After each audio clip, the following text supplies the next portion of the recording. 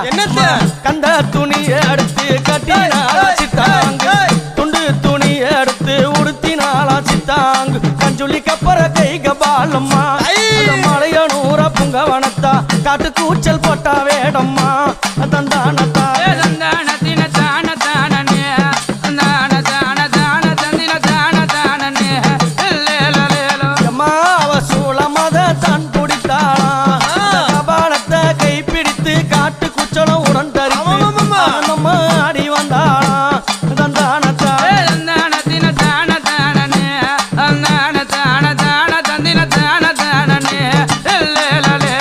அன்னை கையில் இருக்குதே அக்னி எரிந்து கொண்டு வருதே அது என்ன தெரியுமா? என்னது?